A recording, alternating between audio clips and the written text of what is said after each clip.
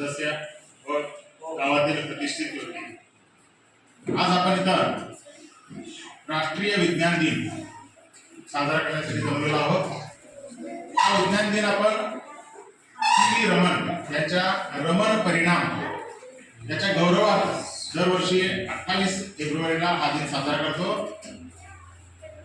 त्या दिनाचे औचित्य साधून सरकारी मराठी तसेच इंग्लिश माध्यम शाळा चंदूर येथे ग्रामपंचायतीतर्फे पुरवण्यात आलेल्या या विज्ञान साहित्याचे प्रदर्शन तसेच उद्घाटन आपल्या हस्ते होत आहे। ही चांगलीच गोष्ट आहे।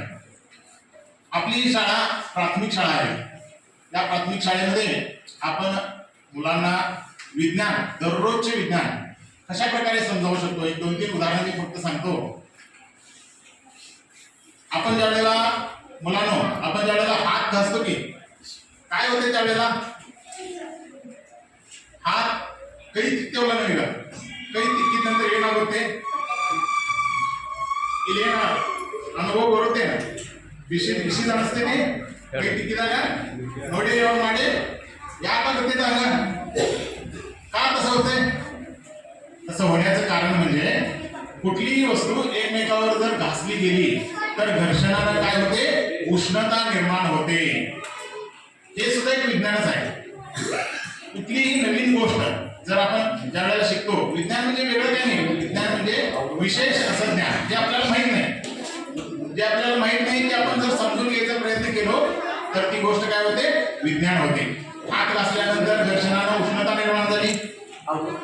आपण कधी कधी झाडाकडे बघतो, आता इथं बघा हे टेबल क्लॉथ हातरलेलं आहे, हे हालतेलं दिसायला तुम्हाला हलालंय का टेबल क्लॉथ आहे कशानं हलालंय, ते कशानं हलालंय, वाऱ्यानं हलालंय होय की नाही। म्हणजे कुठल्याही वस्तूला एका जागेवरून दुसऱ्या जागी, म्हणजे ती निर्जीव वस्तू असेल आणि हलकी वस्तू असेल तर त्याला पुढे नेण्यासाठी आपल्याला वारा मदत करतो होय की नाही। म्हणजे वारा जर वाहत असेल तर वस्तू त्याच्याबरोबर पुढे जाते। हे समजून घेणे सुद्धा काय आहे, एक विज्ञानच आहे।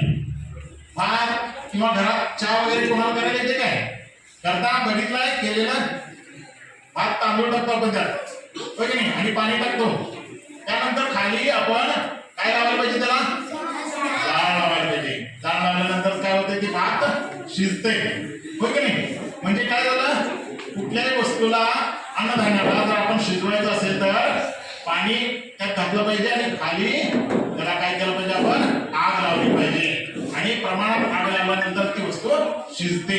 हे सुद्धा एक काय आहे, विज्ञानच आहे। अशा अनेक गोष्टी आपण काय करतो, शाळेत अनुभवत असतो, शिकत असतो। आपण श्वासोच्छ्वास घेतो दररोज, जर आता नाक पण बंद केलं आणि तोंड पण बंद केलं काय होईल,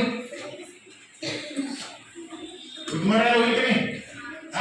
ಹೆಂಗ ಅನಿಸ್ತೈತಿ, ಮೂಗನು ಬಂದ್ ಮಾಡೋದ ಬಾಯಿಲು ಬಂದ್ ಮಾಡೋದ, ಏನ್ ಅನ್ಸಕ್ ಶುರು ಆಗ್ತೈತಿ, ಬೆವರು ಬರಕ್ ಶುರು ಆಗ್ತೈತಿ ಹೋದಿಲ್ಲ, ಓಡಿ ಬಂದ ನಂತರ ಬೆವರು ಬರಕ್ ಶುರು ಆಗ್ತೈತಿ ಭಾಳ।